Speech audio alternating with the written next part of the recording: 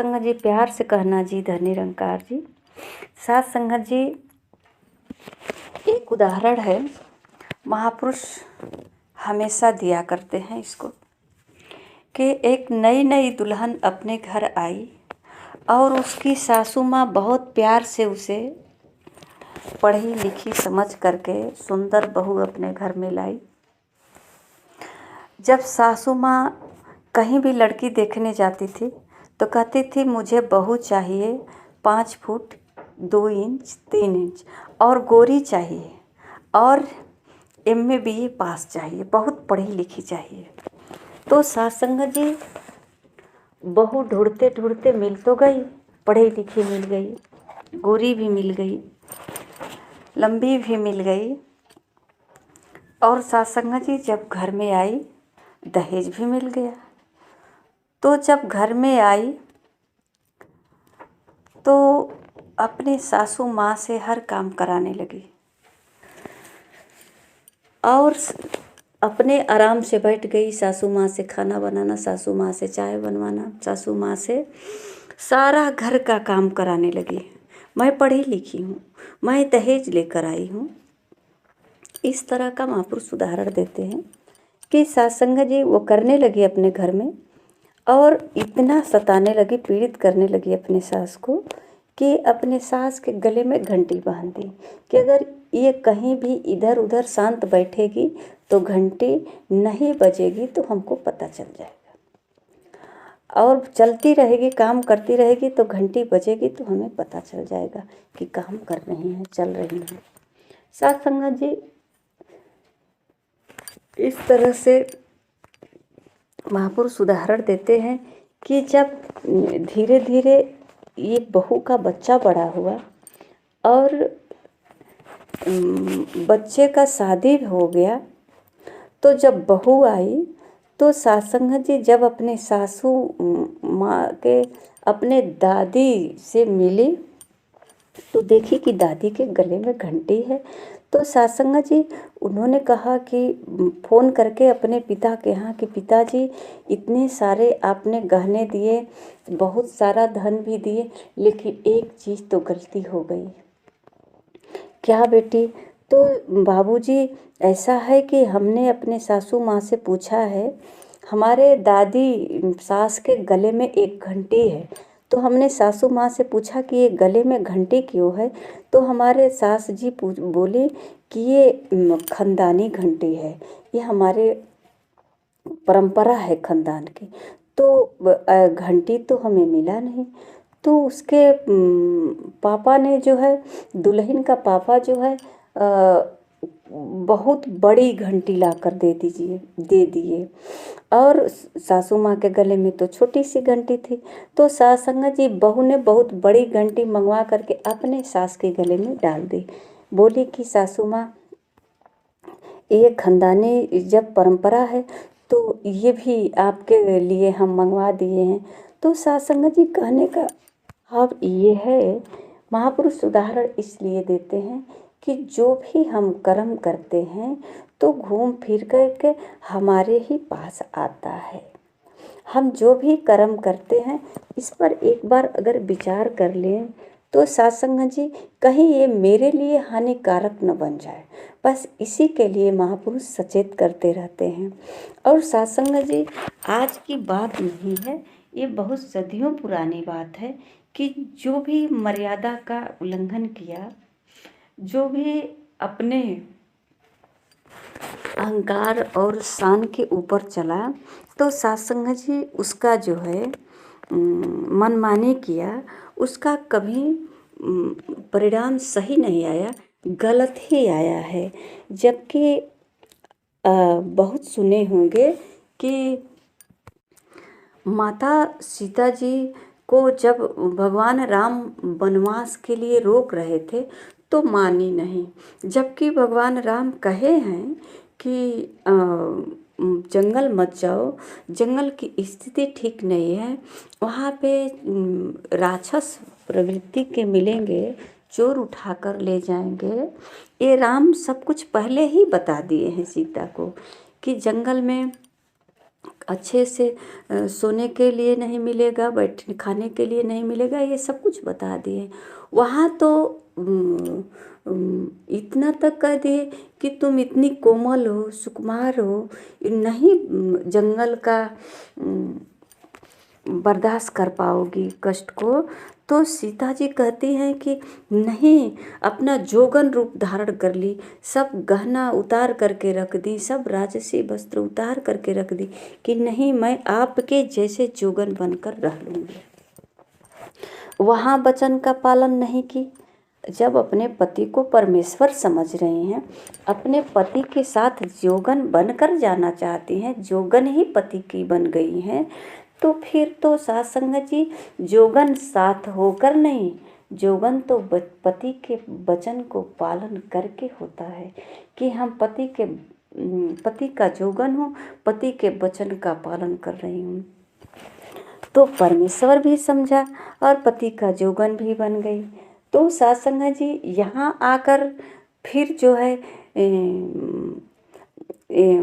जब लक्ष्मण जी रेखा खींच दिए कि माता जो है आप रेखा को पार मत करिएगा, फिर जो है रेखा का पार कर गई, मोह माया में आ गई। जब रावण जो है भिक्षा बाहर से नहीं लिया तो इनके जो है इतने भयभीत कर दिया रावण सीता को कि सीता को रेखा से बाहर आना पड़ा भिक्षा देने के लिए। और सास संगत जी जब यहाँ जो है लक्ष्मण रेखा पार की, यानी कि मर्यादा का उल्लंघन की, तो सास संगत जी इनका परिणाम इनके सामने आया कि न वचन का पालन करने का क्या परिणाम होता है। अगर किसी ने कोई वचन कहा है तो क्या सोचकर कहा है। सास संगत जी चौपाई है कि गुरु पितु मातु बंधु पति देवा, सब मोहि कहीं जान दृढ़ सेवा। ये कहते हैं कि संत के कमल व चरणों में अत्यंत प्रेम हो, मन कर्म और वचन से प्रभु के भजन नाम में दृढ़ता हो, गुरु पिता माता भाई पति देव सब परमात्मा समझकर सेवा करना है। तो गुरु हो तो सास संगत जी गुरु का भी सेवा हो, माता पिता बंधु पति या संत महापुरुष, ये सब जो है कहीं ना कहीं हमें किसी ने इशारा देता है। तो सास संगत जी एक बार तो आज्ञा का पालन करके ही अपने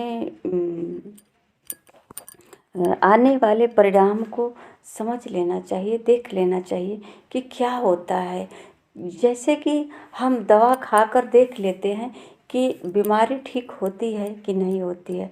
अगर नहीं होती है तो फिर दवा बदल देते हैं, अगर ठीक हो जाती है तो फिर हम कहते हैं डॉक्टर अच्छा है। सास संगत जी किसी के वचन का पालन करना ही पालन करेंगे, बड़ बुजुर्ग हो या ज्ञानी हो या जिसे हम कहते हैं मेरा पति है, परमेश्वर है, तो सास संगत जी एक बार जरूर भरोसा रख लेना चाहिए। सास संगत जी कहा जाता है कि सीता माता जो है यहाँ कह रही थी कि हम जोगन बन गए आपके साथ, सारे वस्त्र और गहने उतार के आभूषण रख दी और जंगल में जा कर के हिरन, सोने का हिरन देख करके उनके अंदर मोह पैदा हो गया। तो सास संगत जी ये संसार है, मन विचलित हो जाता है। इसके लिए सास संगत जी हमें अपने अहंकार से नहीं, मोहब्बत से, इस संसार से हमें खुशी मिलेगी या मोह माया से परे होंगे। सास संगत जी ये भी बिना गुरु की कृपा से नहीं होता है।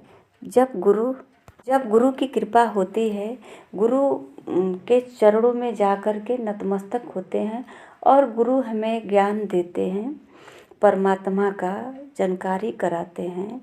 तो सास संगत जी तभी पता चलता है कि परमात्मा कहीं और नहीं है, संतों के चरणों में है। माता पिता पति सभी के सेवा करने में, सबको परमात्मा समझ करके सबका सेवा करेंगे और इन सेवा में ही हमारे जो है जीवन में बाहर आ सकता है, हमें सुख मिल सकता है। बाकी तो साथ संगत जी दुख ही दुख है। लोग समझते हैं कि हम किसी से सेवा करा करके सुख प्राप्त करेंगे, पर देखिए साथ संगत जी, अगर जो सेवा करा लेते हैं वो देखें कि हमें संतुष्टि मिल रही है कि नहीं। ये सेवा से जो हमारे पास है, सेवा कर रहा है, वो खुश है कि नहीं है। अगर वो खुश है हमसे, तब हमको खुशी मिलती है। किसी से सेवा पाकर खुश होना बड़ी बात नहीं है, किसी को खुश करके खुश होना बड़ी बात है। तो सत्संग जी, ये महापुरुषों का कथन है, सतगुरु का सिखलाई है कि घर में बड़ बुजुर्ग हो, माता पिता सास ससुर भाई पति जो भी हैं, हम सबको जो है परमात्मा समझ करके सेवा करेंगे तो सत्संग जी न किसी प्रकार का बैर होगा, न विरोध होगा, प्रेम ही प्रेम होगा। और सत्संग जी, सेवा करना ही धर्म है और कोई धर्म नहीं है। सेवा करना ही धर्म है, सेवा करने से ही फल मिलता है। जैसा कि उदाहरण देखा जाए कि एक किसान व्यक्ति कितना धैर्यवान है, उसके पास कितनी धैर्यता है और विश्वास भी है कि अपने खेत में चाहे कितना महंगा से महंगा अनाज हो, ले जा कर के छींट देता है और विश्वास करके उस खेत में जो है अपना कार्य शुरू करता है, यानी कि सेवा करना शुरू कर देता है। बीज डालने से पहले भी सेवा करता है खेत का और बीज डालने के बाद भी खेत का सेवा करता है। साथ संगत जी, अपना सेवा करना, उसको इतना भरोसा है कि अपना सेवा करना वो सार्थक कर लेता है, अनाज घर लाता है, वो फल प्राप्त कर लेता है। उसे विश्वास है कि हम सेवा करेंगे तो फल मिलना ही मिलना है।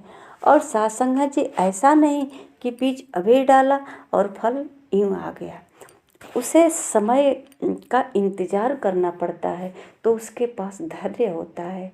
वो धैर्य रख करके, विश्वास करके बीज को डाल देता है और जो फल आता है सत्संग जी, उसे अपने घर लाकर आनंदित होता है।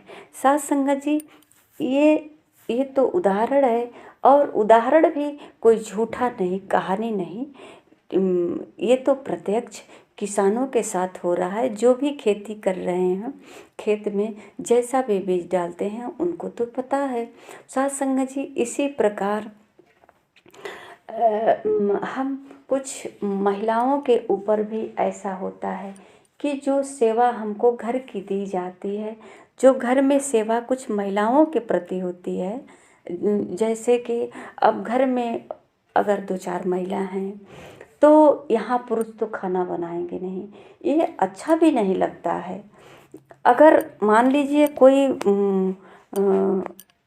ऐसी परिस्थिति आ जाती है तो पुरुष खाना बना लेते हैं, पर सत्संग जी, अगर घर में सब स्वस्थ हैं, सारी महिलाएं सब ठीक ठाक है, तो घर का कार्य महिलाएं के ऊपर ही होता है। तो सत्संग जी, इस कार्य को हमें पूर्ण रूप से समझ लेना चाहिए कि जो कार्य हमारे लिए घर में बनाया गया है, उसे हम पूर्ण रूप से कर पाते हैं कि नहीं कर पाते हैं, और करते हैं तो विश्वास रखते हैं कि नहीं रखते हैं। इससे हमारा स्नेह है, प्रेम है, खुशियाँ मिलेगी कि नहीं मिलेगी, कर्म में कहीं चूक तो नहीं हो रहा है। कहीं ऐसा चूक हो गया तो पता नहीं फल प्राप्त होगा कि नहीं होगा। सत्संग जी, दुनिया में ऐसा कहीं कोई स्थान नहीं है। अगर एक हम आया रखते हैं नौकरानी रखते हैं तो नौकरानी जो है अपना जितना कार्य होता है वो सारा कार्य घर का करती है, तो करती है तो उसे कर्म का फल मिलता है। जिस जिस उद्देश्य से वो आई है, पैसा कमाना है, तो उसे पैसा मिलता है। पर घर की जो अपने घर की जो सदस्य है सास संग जी, उसे सिर्फ पैसे नहीं, उसको तो प्यार भी चाहिए, परिवार का मान प्रतिष्ठा भी चाहिए, मान सम्मान चाहिए, अपने माता पिता का और ससुराल का, दोनों कुल का ये जो है जिम्मेदारी जो लेकर आई है, इसको भी तो निभाना पड़ेगा। तो सास संग जी, इस तरह का हमें अपनी जिम्मेदारी पर अपने जो कर्म है उसको जान लेना चाहिए और पूर्ण रूप से प्रेम से निभाना चाहिए। और सास संग जी, चाहे हम कहीं भी रहें, मायके रहें या ससुराल रहें, ये जो हमारा कर्म बनाया गया है उस कर्म में कहीं चूक ना हो। ऐसा नहीं है कि हम नई बहू आए हैं तो हमें जानकारी नहीं कि हमें घर में क्या करना है, किसके साथ कैसा व्यवहार करना है।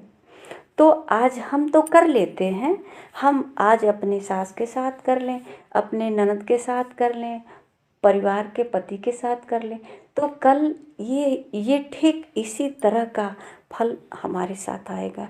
एक क्योंकि परमात्मा ने हमारे कर्मों का फल देगा ना, हमें भी बच्चा होगा, हमारे बच्चे का बच्चा होगा, बहू आएगी, ये सब जो हुआ है ये ठीक वैसा ही होगा, हमारे भी साथ होगा। तो क्यों ना सास संगत जी हम अच्छा बीज लगाएं, अच्छा कर्म करें कि वो आगे आकर के उसका फल अच्छा आए। सास संगत जी, ये करते तो हम सब कुछ हैं, पर सास संगत जी जानकारी ना होने के कारण इसका परिणाम गलत आता है, क्योंकि हम गलत कर बैठते हैं। करते तो सब कुछ हैं पर उसका हम भाव उल्टा बना देते हैं। तो आइए सास संगत जी, जो कार्य हम करते हैं वो समझ कर करें, जान कर करें, और चाहे वो भक्ति हो, भजन हो, चाहे जो भी कार्य है संसार का, सास संगत जी हम नहीं करते हैं। पहली बात तो ये जान लें, परमात्मा हमारे द्वारा कराते हैं। तो जहाँ मान कराना है, इसका इस नाम का जहाँ जय जयकार करना है, वहाँ अच्छा कार्य होगा और जय जयकार होगा। तो सास संगत जी जहाँ गलत होगा वहाँ सब दुत्कारेंगे। तो सास संगत जी हम जो भी कार्य करें थोड़ी समय समझ लें, विचार करके तो आगे कार्य करें। सास संगत जी प्यार से कहना जी, धन्य निरंकार जी।